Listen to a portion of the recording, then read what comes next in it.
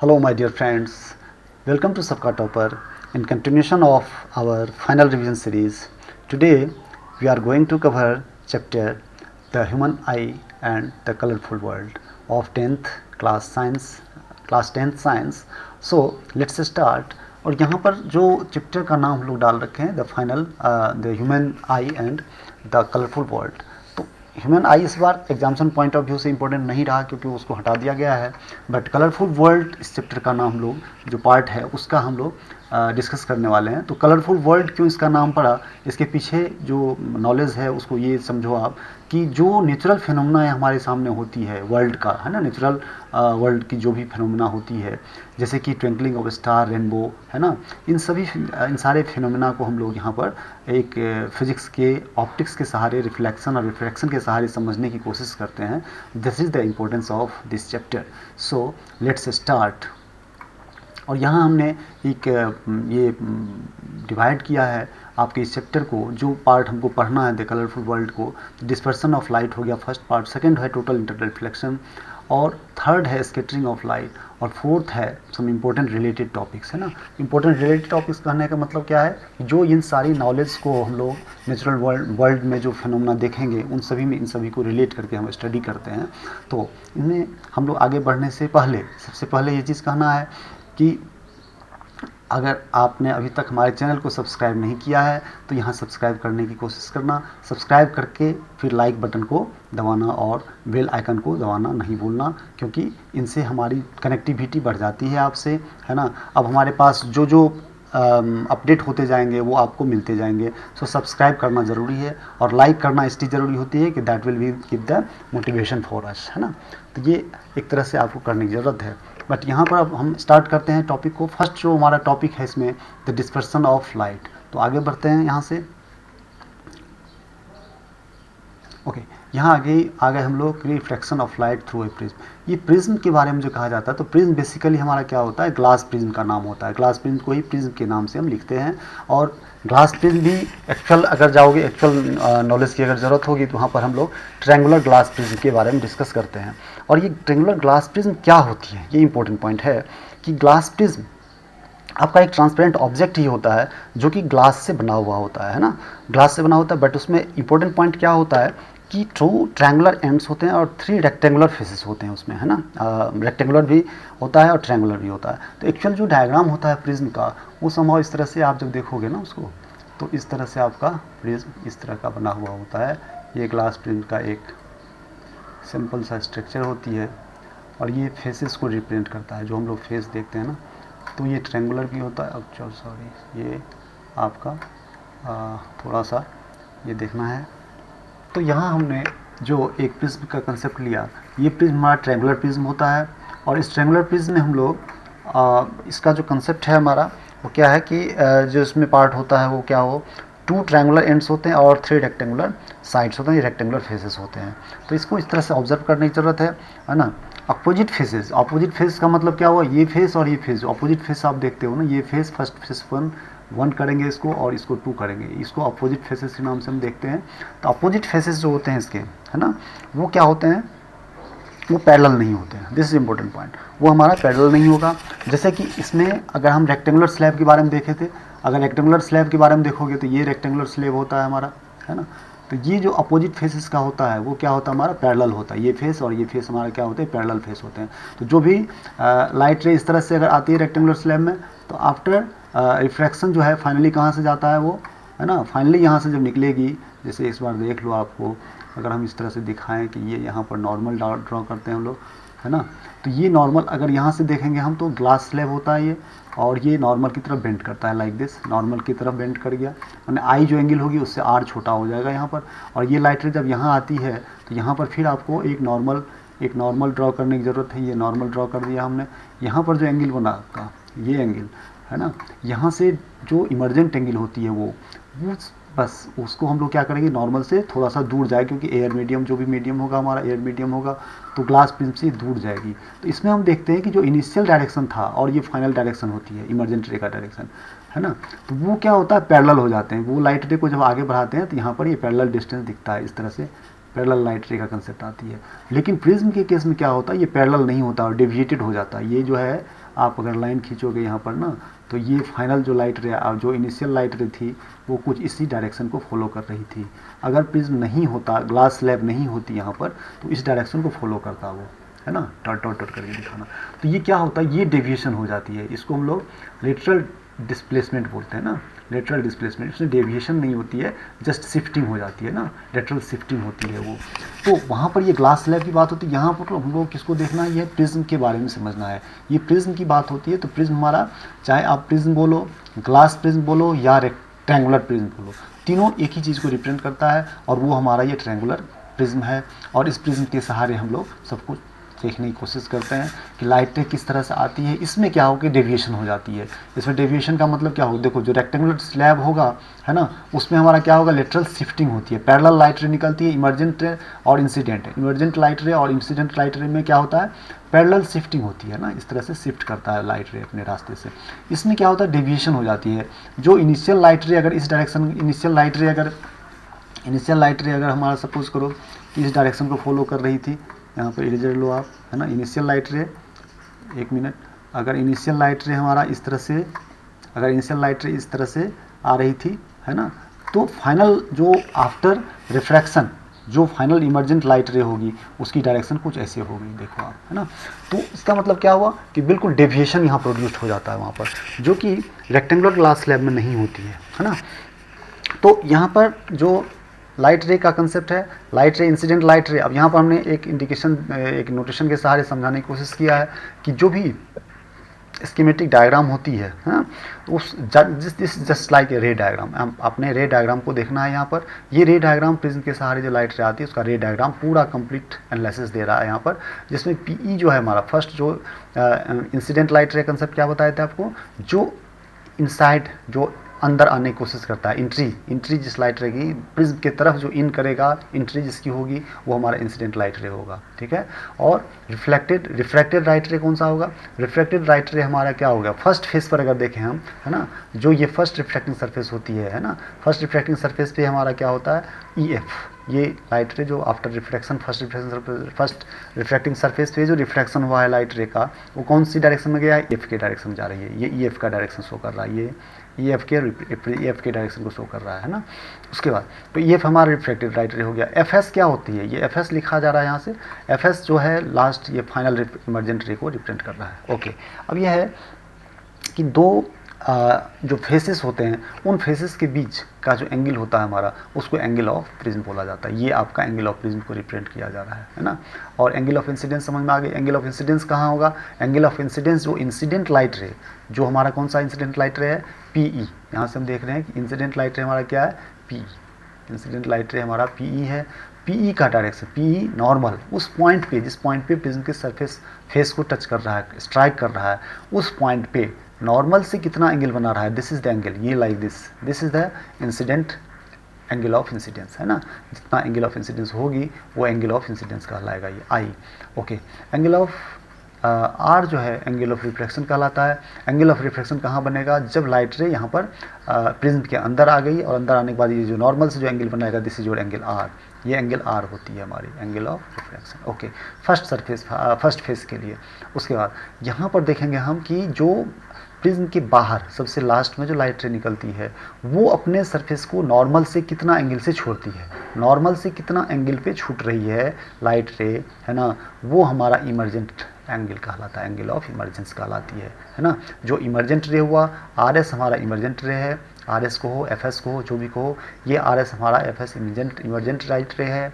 और ये जितना एंगल अपने पॉइंट, छूटने वाले पॉइंट से नॉर्मल से जितना एंगल बनाएगा, वो एंगल ऑफ इमर्जेंस कहलाएगा। अच्छा, अब ये एक इम्पोर्टेंट पॉइंट इसमें होती है कि ये D है ना, angle of deviation. Angle of deviation किसको कहते हैं, जो इनिशियल लाइट रे, इनिशियल मैंने इंसिडेंट लाइट रे जो आती है और फाइनल जो इमर्जेंट लाइट रे हमारी जा रही है ना, इन दोनों के बीच का एंगल जो होता है, ये एंगल जो D दिख रहा है आपको ना, ये एंगल हमारा, ये एंगल D का आता है। ओके, तो हम लोग इस तरह से डिटेल समझ गए इसका कि लाइट रे किस तरह से प्रिज्म के अंदर किस तरह से लाइट रे का रिफ्रैक्शन होता है, और रे डायग्राम के सहारे इसको हमने समझा।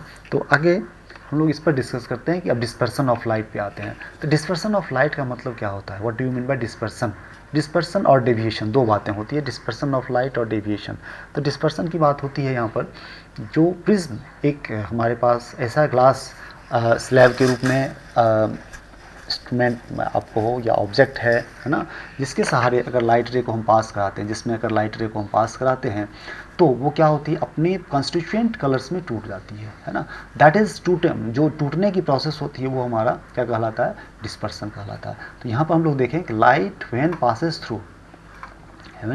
थ्रू प्रिज्म है ना, it splits into different colour, it splits into, यहाँ पर ये कलर LOUR डालो इसमें, इट डिफरेंट कलर्स है ना।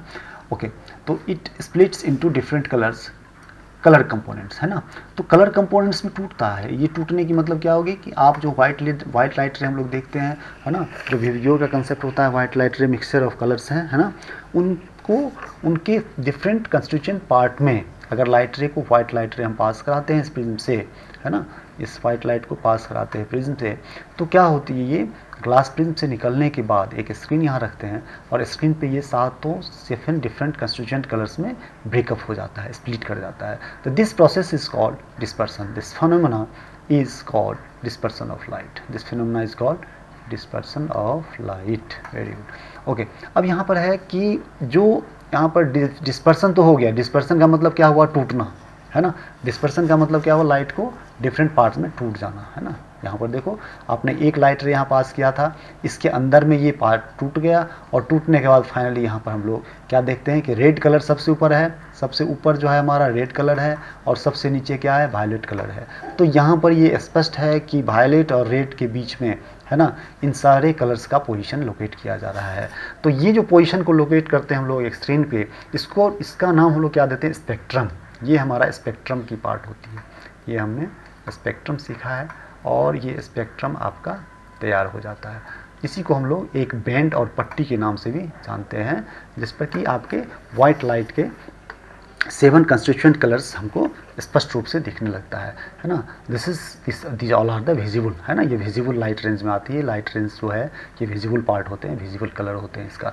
ओके, तो अब ये है कि मैक्सिमम वेवलेंथ, अब क्या है कि जो अब देखो कि जो डेविएशन यहाँ पर बात हो रही थी, अभी हमने क्या देखा कि glass slab, rectangular glass slab के बारे में देखा, और ये जो ट्रायंगुलर ग्लास स्लैब है जो आपका ग्लास प्रिज्म होता है ना, ट्रायंगुलर ग्लास प्रिज्म के रूप में हम लोग देखते हैं, और रेक्टेंगुलर ग्लास स्लैब था। तो रेक्टेंगुलर ग्लास स्लैब से अगर आप उसको निकालोगे ना तो ये आपको पट्टी नहीं मिलेगी, बिल्कुल समझ रहे हैं, क्योंकि उसमें डेविएशन नहीं होता है। इसमें चूंकि व्हाइट लाइट से डेविएशन हो गया, क्योंकि व्हाइट लाइट रे का देखो एक्चुअल डायरेक्शन क्या था, एक्चुअल डायरेक्शन आपका ये देखो इस सरफेस पे ऐसे आ रहा था, एक्चुअल लाइट रे इस डायरेक्शन को मूव कर रही थी है ना, एक्चुअल लाइट रे से जा रही थी। लेकिन आफ्टर डिस्पर्सन प्रिज्म के साथ अगर प्रिज्म नहीं होता तो लाइट रे इस डायरेक्शन में चली जाती है ना, कोई डेविएशन नहीं होती है ना। ओके, लेकिन अगर प्रिज्म है यहाँ पे तो लाइट रे क्या हुआ, इतना डेविएट करके रास्ते से डेविएशन भी हुआ, ये देखो फाइनल ये डेविएशन मिल रही है। अगर डेविएशन लाइट रे के पार्ट को देखें तो ये डेविएशन कितना एंगल का बन रहा है, ये रेड का बन रहा है। ये जो है डेविएशन, अगर इसको लिखते हैं हम लोग कितना डेविएट किया इस रास्ते से, तो उसको हम लोग डेल्टा डेविएशन फॉर क्या बोलेंगे, deviation for red colour, deviation for red colour होगी। ओके, अगर हम वायलेट के डेविएशन को देखेंगे तो ये एक्चुअल डायरेक्शन, इनिशियल डायरेक्शन था आपका, वहाँ से इस तरह से लेंगे हम, ये देखो ये इतनी बड़ी डायरेक्शन बन गई, इतना बड़ा डेविएशन, माने एंगल होता है एक तरह से, डेविएशन को हम लोग एंगल के नाम से जानते हैं। ये हमारा डेल्टा भी होता है वायलेट कलर के लिए। ओके, ये हमारा कंसेप्ट है प्रिज्म का। तो प्रिज्म ये सब काम कर देता है आपके लिए। अगर व्हाइट लाइट आप प्रिज्म के सहारे ले जाते हो तो प्रिज्म के सहारे रिफ्रैक्शन होती है, और ड्यू टू मीडियम चेंज है ना, यहाँ पर मीडियम चेंज होता है ना, इधर अगर एयर होती है इधर ग्लास होती है ना, तो यहाँ पर मीडियम की चेंज होने के कारण इस तरह के फिनोमेना का नाम क्या होगा, ऑप्टिकल फिनोमेना कौन सा हो गया, तो रिफ्रैक्शन हो गया यहाँ पर है ना। और रिफ्रैक्शन के सहारे क्या होता है, ये इतना बड़ा डेविएशन हमको मिल जाती है। तो ये डेविएशन जो होती है, वो डेविएशन मिलना, दैट इज कलर कंस्टिट्यूएंट में ब्रेकअप होना, टूटना, स्प्लिट होना है ना। ये स्प्लिट होना हमारा ड्यू टू डेविएशन और due to refraction, it is called है ना dispersion of light. Okay, maximum wavelength अब क्या है कि जिसका डेविएशन कम होता है ना, उसकी वेवलेंथ ज़्यादा होती है, जिसका डेविएशन ज़्यादा होता है उसकी वेवलेंथ कम हो जाती है। ठीक है, तो अगर हम वेवलेंथ के पर्सपेक्टिव से देखें तो डेविएशन रेड का बहुत कम हो रखा है। डेविएशन क्या है हमारा, रेड का कम डेविएशन होता है, इतनी छोटी सी एंगल से डेविएट किया है रेड है ना, रेड लाइट यहाँ से यहाँ तक डिविएट किया है, ओके। लेकिन वायलेट जो है इतना बड़ा डिविएशन हुआ है, तो वायलेट का डिविएशन जो होती है वो डिविएशन क्या करता है, अगर वेवलेंथ से रिलेशन देखेंगे आगे रिफ्रैक्टिव इंडेक्स के टर्म में देखने की कोशिश करेंगे, है ना, तो वहाँ पर हम देखते हैं कि जो वेवलेंथ इसका वायलेट का होता है वो छोटा होता है इन कंपेरिजन टू रेड, है ना, और ड्यू टू दिस, है ना, वेवलेंथ लाइट रे रेड लाइट जो है कम डिविएट होता है और वायलेट लाइट जो है ज़्यादा डिविएट होती है। तो red colour bends the least and the violet colour bends the most, this is important point, है ना। तो आगे बढ़ते हैं हम लोग, ओके। यहाँ पर है न्यूटन डबल प्रिज्म इफेक्ट। अब डबल प्रिज्म इफेक्ट का मतलब क्या हुआ, है ना, डबल प्रिज्म इफेक्ट जो है सो कोई आपकी नई ताज़ी बात ये नहीं है, बट डबल प्रिज्म का कंसेप्ट जो है हमारा, एक प्रिज्म अगर इस तरह से रखा जाए जिसका बेस नीचे की ओर होता है और दूसरे प्रिज्म का बेस ऊपर की ओर रखा जाएगा, तो नेट इफेक्ट जो है क्या होगा, वो बीम ऑफ वाइट लाइट आती है और फिर वाइट लाइट के रूप में निकल जाती है। अब ये कंसेप्ट यहाँ पर डेवलप करने की ज़रूरत है कि अगर इस तरह का अरेंजमेंट, इस तरह का कम्बिनेशन हम प्रिज्म का करते हैं जिसमें एक प्रिज्म का बेस जो है सो बॉटम नीचे टच करती है और दूसरे का बॉटम जो है अपसाइड, अगर अपसाइड इस तरह से प्लेस करते हैं प्रिज्म को, तो ये कैसा फेनोमेना प्रोड्यूस करता है, ये हमारा जस्ट रेक्टेंगुलर स्लैब का जो फेनोमेना होता है ना, ये अगर रेक्टेंगुलर स्लैब होती थी ना, रेक्टेंगुलर स्लैब का जो फेनोमेना है वो फेनोमेना यहाँ पर देखने को मिल जाती है हमारी। तो उसमें देखो अब क्या है, ये इनिशियल लाइट रे थी और ये फाइनल लाइट रे मिल गई हमको, तो इस दोनों के बीच में अगर आप देखोगे ना, इसको अगर फर्दर प्रोड्यूस करोगे इसे, है ना, इस तरह से अगर बढ़ जाती है जो इनिशियल डायरेक्शन है आपका,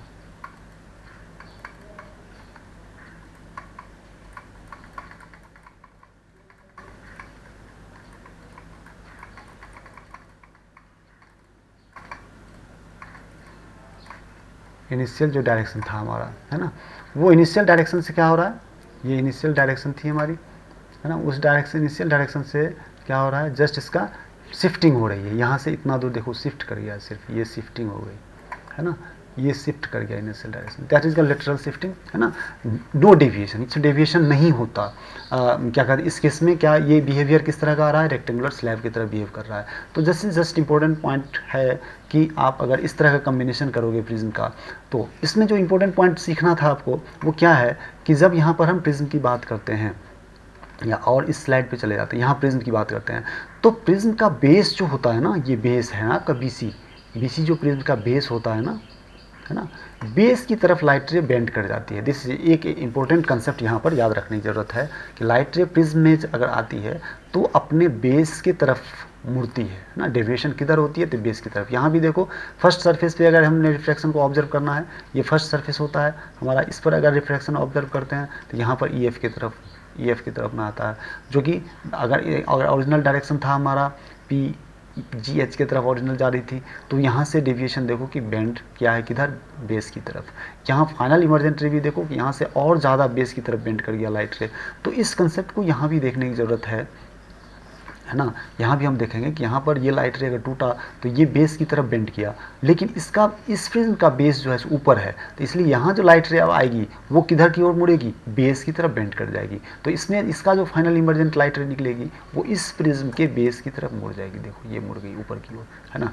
तो ये रेक्टेंगुलर ग्लास स्लैब का कंसेप्ट मिल गया हमको, और ये हमारा ये जो कम्बिनेशन होता है ना, इस कम्बिनेशन का स्पेशल नेम होता है, दो प्रिज्म को इस तरह से कंबाइन करना, है ना, कि डिस्पर्सन विदाउट डेविएशन, है ना। ये डेविएशन इस तरह से हम लोग देखने की कोशिश करते हैं। तो आगे बढ़ते हैं हम लोग।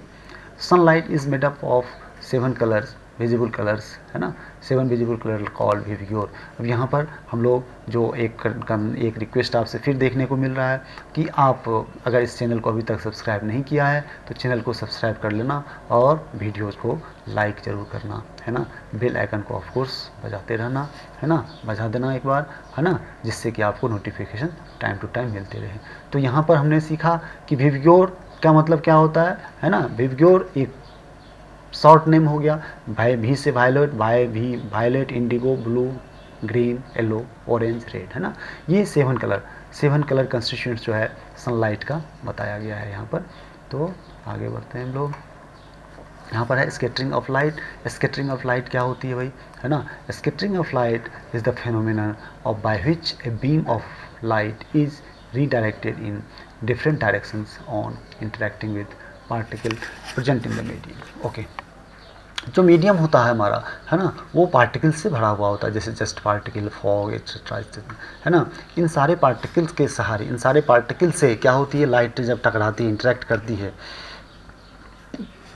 तो उनके पाथ चेंज हो जाते हैं ना, रीडायरेक्ट हो जाता है। रीडायरेक्ट होना मतलब उनके पाथ का जो है, पाथ हमारा क्या होता है, रीडायरेक्ट हो जाती है ना, पाथ में चेंजिंग आ जाती है।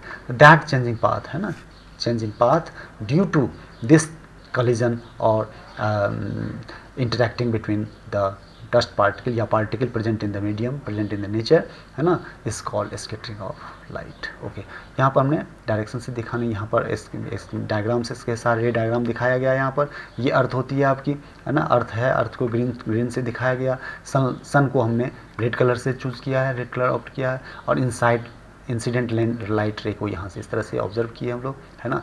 तो इस तरह से आते आते ये सभी कलर्स दिखाए जा रहे हैं हमको, है ना।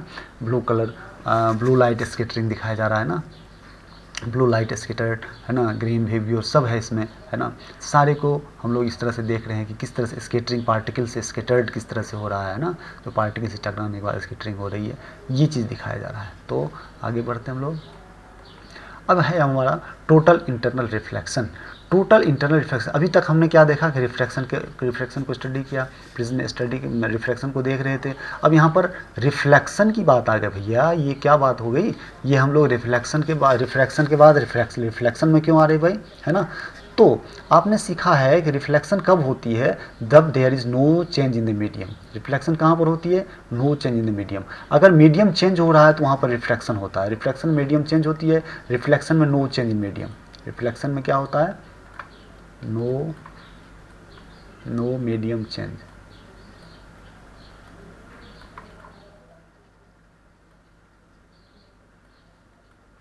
नो मीडियम चेंज, है ना। रिफ्लेक्शन जो होती है वो क्या होती है, फिनोमेना, आपको पता है रिफ्लेक्शन फिनोमेना क्या होती है ना, कि बाउंसिंग बैक, है ना, इन द सेम मीडियम, ना, लाइट रे का सेम मीडियम में वापस हो जाना, है ना। तो इसमें नो, है ना, इसमें क्या होती है, no medium change, medium change नहीं होना चाहिए, तब वो रिफ्लेक्शन होती है। तो यहाँ पर टोटल इंटरनल रिफ्लेक्शन की बात होगी, the angle of incidence at which the angle of reflection is 90 degree is called critical angle. अब यहाँ पर क्रिटिकल एंगल की बात होती है, पर टोटल इंटरनल रिफ्लेक्शन के बारे में आपको समझना है कि what do you mean by total internal reflection. तो यहाँ पर हम देखते हैं कि टोटल इंटरनल रिफ्लेक्शन के बारे में जो हमारे यहाँ पर दिखाया जा रहा है, इसमें हम लोग देखते हैं कि इंटरनल रिफ्लेक्शन। अब देखो कि यहाँ पर जो फिनोमेना होती है, एक फिनोमेना यहाँ पर क्रिटिकल एंगल के बारे में समझाया गया, है ना। ये क्रिटिकल एंगल की बात क्या होती है ना, ये क्रिटिकल एंगल समझना है थोड़ा सा, क्या होती है। यहाँ पर जो डायग्राम है हमारा वो क्या होती है, जब ये लाइट रे यहाँ पर सपोज करो, है ना, इस मीडियम में N1 मीडियम में अगर कोई ऑब्जेक्ट रखा हुआ है तो इनसे डिफरेंट डायरेक्शन में लाइट रे हमारी निकल रही है। ओके, लाइट रे निकल रही है, तो एक लाइट रे, पहला लाइट रे सपोज करो इस डायरेक्शन में ऐसे जा रही है, ऐसे जा रही है, तो क्या होगा, ये लाइट रे सीधी ऊपर निकल गई, सीधी ऊपर की ओर निकल गई। क्यों निकल गई भाई, है ना। तो ये लाइट रे इसलिए निकल गई कि इसमें डेविएशन नहीं हुआ। क्यों, कि जिस पॉइंट पे मीडियम चेंज होता है, इंटरफेस होगा, वहाँ पर अगर नॉर्मल ड्रॉ करेंगे ना हम, तो यही लाइन हमारा नॉर्मल होगा। इसीलिए क्या होगी कि ये लाइट रे इस तरह से सीधी सीधी अपनी चली गई, है ना। और ये यहाँ पर मीडियम चेंज हो रहा था, मीडियम चेंज होने से क्या होता है, यहाँ पर रिफ्लेक्शन होता। रिफ्लेक्शन होने का मतलब क्या हुआ कि लाइट रे बेंड करता किधर, नॉर्मल से दूर जाता है या नॉर्मल के पास आती, है ना। दैट इज एंगल आर होती है। लेकिन यहाँ पर क्या होगा कि जब इसी नॉर्मल पे अगर I=0 होता है तो आर भी हमारा 0 हो गया। इसी लाइट रे, इसी पाथ को फॉलो करते हुए आगे चला गया ये, इसमें कोई डेविएशन नहीं हुआ। But what about second light रे, अगर सेकंड लाइट रे को हम देखें, अगर सपोज को ये हमारा सेकंड लाइट रे दिख रहा है ना, इस डायरेक्शन को अगर हम देखें तो इसमें हम क्या देख रहे हैं, यहाँ पर लाइट रे आती है तो यहाँ पर रिफ्लेक्शन दिखता है, ये रिफ्लेक्ट कर गया लाइट रे हमारा, θ2 एंगल से रिफ्लेक्शन हो गई यहाँ पर। थर्ड में यहाँ पर देखते हैं, अगर इस लाइट रे को ऑब्जर्व करें, है ना, इस लाइट रे को ऑब्जर्व करते हैं, देखो क्या हो रही है, यहाँ पर जो एंगल ऑफ रिफ्लेक्शन हो रहा है वो 90 डिग्री हो जाती है। 90 डिग्री होने का क्या मतलब हुआ, ये अगर नॉर्मल ड्रॉ करते हैं इस पॉइंट पे हम, तो नॉर्मल ड्रॉ करना और इससे 90 डिग्री पर लाइट रे बेंड कर गया। इसका मतलब क्या हुआ कि इस सरफेस पे, इस सरफेस के सहारे, सरफेस के through passes along that surface of that interface, है ना। ये जो मीडियम को सेपरेट करता हुआ इंटरफेस है, इसके सहारे निकलती है ये लाइट रे, है ना। तो ये लाइट रे 90 डिग्री पे निकल रही है ना। तो इसका कंसेप्ट यहाँ पर है कि ये क्या करते हैं, अगर ये बाउंड्री कहलाएगा, अगर ये दोनों मीडियम के इंटरफेस का ये बाउंड्री हुआ, तो इस बाउंड्री को चमकीला बनाते हुए, ब्राइटर करते हुए, क्योंकि इस बाउंड्री के सहारे लाइट रे अगर कोई पास करेगी, है ना, तो बाउंड्री को स्पर्श एक ग्लेजिंग देगा और चमकीला ग्लेज कराएगा, है ना, चमक बढ़ाएगी इसकी। तो ये बात होती है कि ऐसी लाइट रे, है ना, जो ये लाइट रे 90 डिग्री पे रिफ्रैक्ट होके निकलेगी, रिफ्रैक्शन हो रही है, वो 90 डिग्री पे रिफ्रैक्ट जिस भी एंगल ऑफ इंसिडेंस की वैल्यू से निकलेगा, जैसे थीटा सी यहाँ पर एंगल ऑफ इंसिडेंस मिल रही है, इसके अकॉर्डिंग लाइट रे 90 डिग्री पर निकलती है, तो ये एंगल ऑफ इंसिडेंस हमारा क्या कहलाएगा, क्रिटिकल एंगल कहलाएगा। This is nothing but critical angle is in according to this diagram, है ना, अकॉर्डिंग टू दिस डायग्राम अगर हम देखें तो क्रिटिकल एंगल क्या मिल रहा है हमको, what do you mean by critical angle, ये क्रिटिकल एंगल हमने रिप्रेजेंट किया थीटा सी से, ये हमारा थीटा सी हुआ, मतलब एंगल ऑफ इंसिडेंस का वो वैल्यू जिसके कारण एंगल ऑफ रिफ्रैक्शन कितना हो जाए, 90 डिग्री हो जाए, है ना, एंगल ऑफ रिफ्रैक्शन कितना हो जाए, 90 डिग्री, तो ये एंगल ऑफ इंसिडेंस होगा, रिफ्रैक्शन एंगल इसमें 90 डिग्री मिलना चाहिए। तो ये हुआ हमारा, क्या हुआ, क्रिटिकल एंगल कंसेप्ट होगा। लेकिन व्हाट अबाउट ये जो फोर्थ है हमारा, ये जो फोर्थ हमने इंसिडेंट लाइट रे अगर इंटरफेस पे पहुंचा रहे हैं इस मीडियम से, फर्स्ट मीडियम से सेकंड मीडियम में जाने के लिए, तो अब हम क्या देखते हैं कि ये इसी मीडियम में लौट जाती है, ये इसी मीडियम को लौट गई, इस मीडियम में गई ही नहीं, यहाँ पर गई ही नहीं, है ना, तो अगर नहीं गई तो इसी को हम लोग क्या बोलेंगे, ये रिफ्लेक्शन हो गई, क्योंकि इसमें मीडियम चेंज नहीं हुआ, लाइट रे इसी मीडियम में आई और इसी मीडियम वापस हो गई। सो दिस इज योर क्या होगा, टोटल इंटरनल रिफ्लेक्शन, किसी मीडियम में वापस हो जाना टोटल इंटरनल रिफ्लेक्शन को रिप्रेजेंट कर रहा है।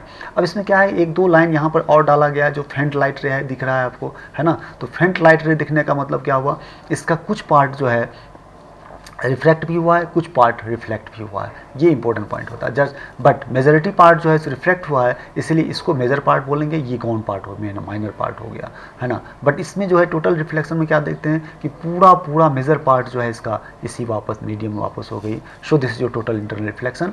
तो अगर टोटल इंटरनल रिफ्लेक्शन कंसेप्ट हम देखेंगे, अब देखो बच्चों, इसमें इस बात को समझना है कि ये टोटल इंटरनल रिफ्लेक्शन हम क्यों समझ रहे हैं, है ना, स्कैटरिंग क्यों समझे हम, डिस्पर्सन क्यों समझ रहे हैं, है ना, तो इसके लिए जैसे ही हम लोग कलरफुल वर्ल्ड को डिस्कस करेंगे ना, तो वहाँ पर इसकी इंपॉर्टेंस हो जाएगी कि रेन ड्रॉप होती है, रेन ड्रॉप में क्या कंसेप्ट होता है, उसमें सारे फिनोमेना का इंक्लूजन होता है उसमें, है ना, टोटल इंटरनल रिफ्लेक्शन भी होती है, रिफ्रैक्शन भी होती है ना, वो सब कुछ उसमें होता है। तो उस फिनोमेना को समझने के लिए इन सारे डिटेल्स को, इन सारे प्रोसेस को हमको समझने की ज़रूरत हो रही है, समझ रहे हो आप, है ना, क्यों इसकी आवश्यकता पड़ रही, इसको भी समझना चाहिए कि इसकी जानकारी या क्यों इसको हम लोग सीख रहे हैं।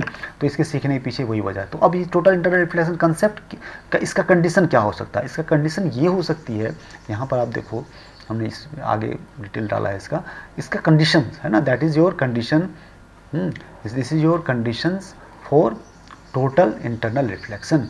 Total internal reflection concept condition क्या होगा, द रे ऑफ लाइट, है ना, ray of light has to travel from denser medium to रेडर मीडियम। बहुत इंपॉर्टेंट पॉइंट कि आपको ये समझना है कि रे ऑफ लाइट को अगर टोटल इंटरनल रिफ्लेक्शन होनी है तो उसको क्या करना होगा, फर्स्ट कंडीशन होगा कि डेंसर मीडियम से रेडर मीडियम में जाना होगा। दूसरा पॉइंट क्या होगा कि एंगल ऑफ इंसिडेंस, दूसरा पॉइंट क्या होगा कि एंगल ऑफ इंसिडेंस जो होगी, है ना, वो क्या होगी, ग्रेटर देन क्रिटिकल एंगल होगी। अब हमने अभी समझाया कि क्रिटिकल एंगल का क्या कंसेप्ट है ना, तो पहले तो क्लोजर डेंसर और रेडर मीडियम कंसेप्ट समझ में आ गई कि अगर डेंसर से रेडर मीडियम में जाएगी तभी वो नॉर्मल से दूर भागती चलेगी, और नॉर्मल से इतना दूर जाएगी लाइट रे कि उसी मीडियम में वापस हो जाए, that is your condition of total internal reflection. Okay, और यहाँ दूसरा पॉइंट, एंगल ऑफ इंसिडेंस जो हो वो ग्रेटर देन क्रिटिकल एंगल होना चाहिए। क्रिटिकल एंगल कौन सा एंगल होता है, क्रिटिकल एंगल वो एंगल होती है ना, जो उस लाइट रे को 90 डिग्री पर रिफ्लेक्ट करा दे, 90 डिग्री रिफ्रैक्शन हो जाए, रिफ्रैक्शन एंगल 90 डिग्री का हो जाए, वो जिस भी एंगल ऑफ इंसिडेंस से होगा वो एंगल ऑफ इंसिडेंस हमारा क्रिटिकल एंगल कहलाएगा।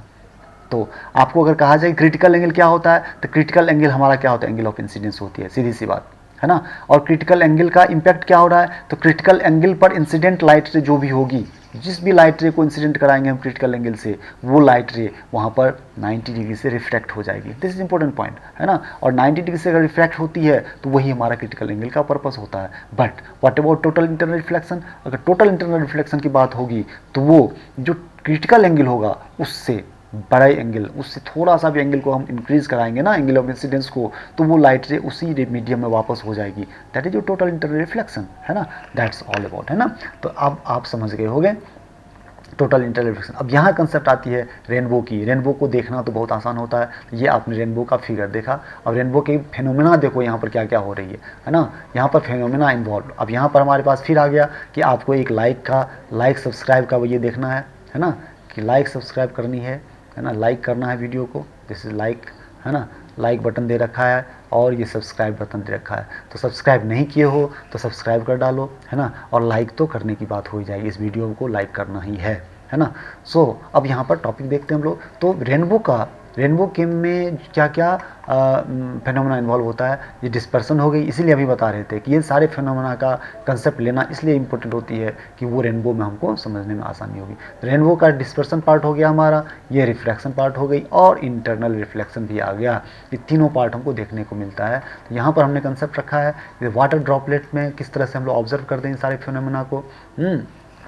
तो वाटर ड्रॉपलेट्स क्या होते हैं हमारे, एक्ट्स लाइक स्मॉल प्रिज्म, है ना, ये स्मॉल प्रिज्म की जैसा एक्ट करता है।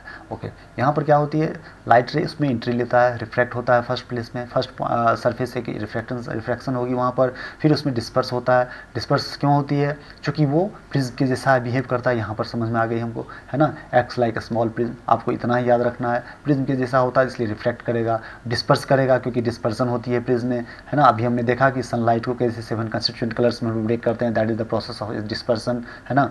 तो रिफ्लेक्ट हो गया, डिस्पर्सन हो गया, इंसिडेंट लाइट रे का, किसका डिस्पर्सन रिफ्लेक्शन हो रहा है, इंसिडेंट लाइट रे का होता है वाटर ड्रॉपलेट में। Then reflect it internally reflect होने का मतलब क्या हुआ कि अपने सरफेस के अंदर ही क्या होती है, लाइट रे रिफ्लेक्ट हो जाती है ना, इस तरह से आई, है ना।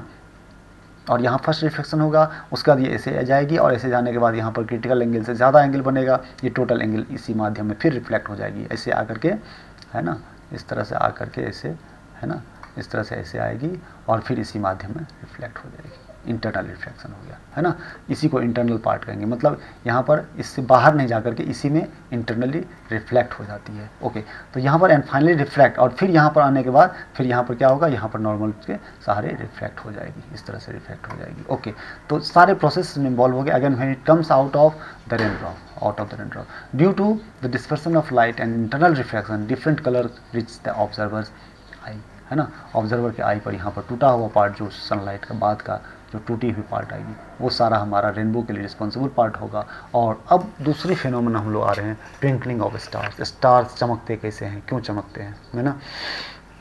तो यहाँ पर ट्विंकलिंग ऑफ स्टार्स के बारे में जो कंसेप्ट है आपका, ये डायग्राम से समझ में आ रही है। तो इसमें सबसे इंपॉर्टेंट जो चीज़ आपको समझनी है वो ये समझनी है ना, कि यहाँ पर रिफ्रैक्टिव इंडेक्स का सबसे इंपॉर्टेंट रोल होता है। रिफ्रैक्टिव इंडेक्स का रोल क्या होती है कि माध्यम में लाइट रे को बेंड करना। अभी ग्लास प्रिज्म का जो कंसेप्ट समझे हम लोग, उसमें भी refractive index important role play करता था कि लाइट रे को कितना बेंड करेगा, किस स्तर तक, है ना, कितने एक्सटेंट तक वो उसके पार्ट में ब्रेक करेगा, स्प्लिट करेगा।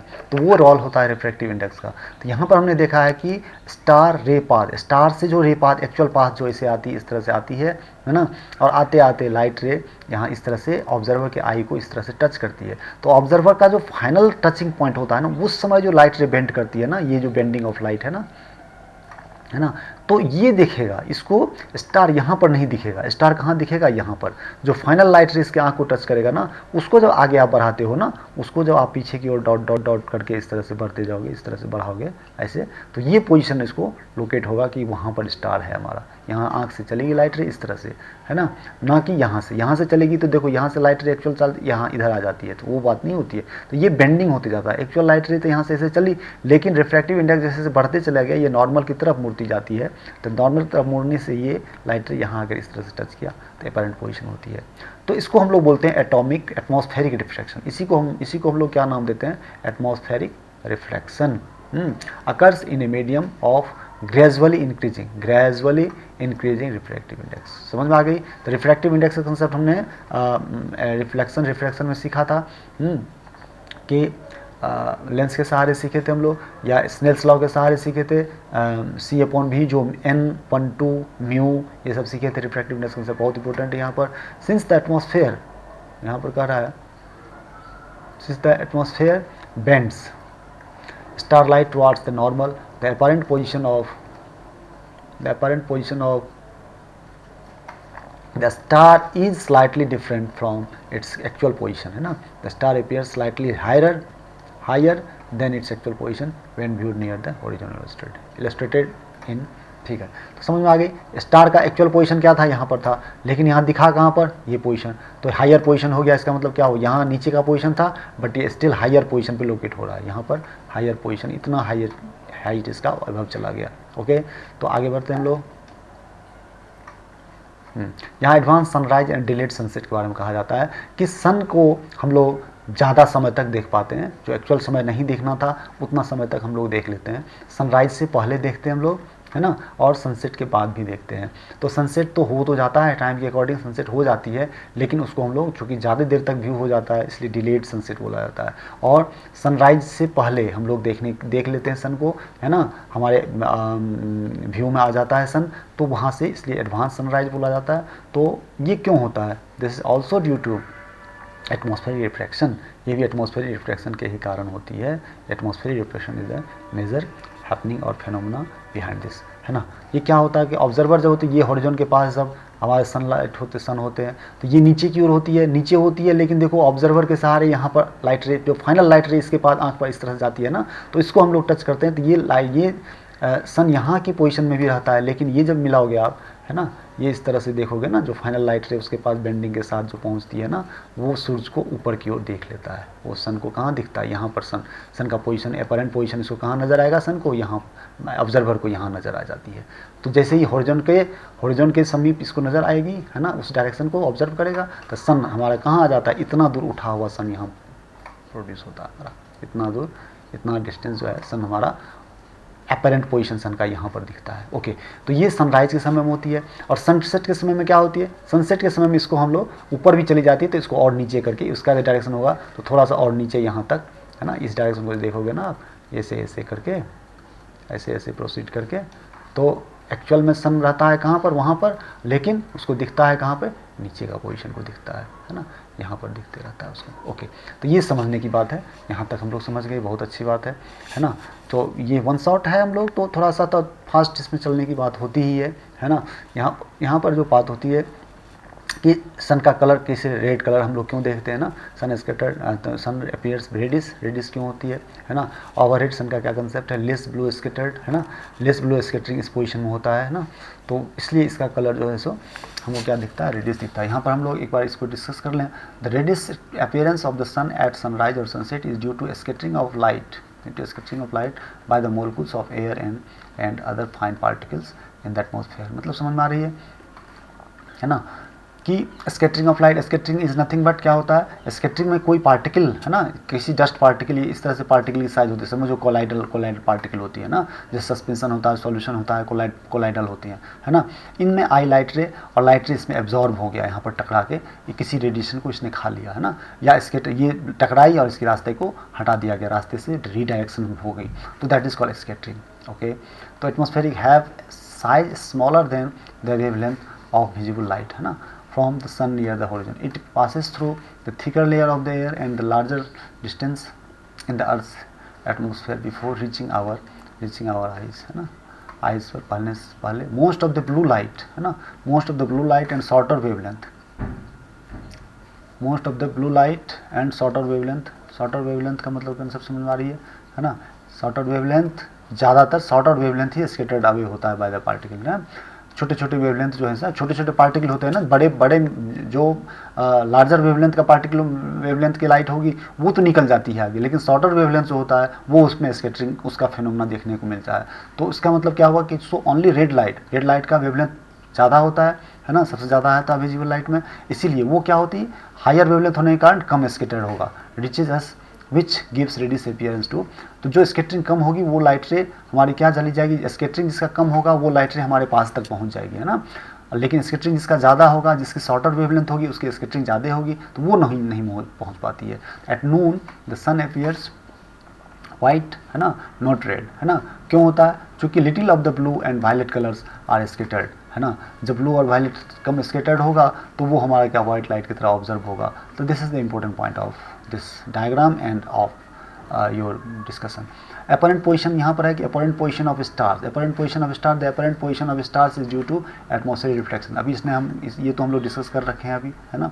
ओके, तो यहाँ आगे बढ़ जाते हैं हम लोग कि यहाँ पर सबसे पहले आपको फिर ये डायग्राम को मिल रहा है, इसमें आपको लाइक करना है, सब्सक्राइब करना है और बेल आइकन को दबा देना है। This is most important for us, है ना। This it really appreciates our effort, है ना।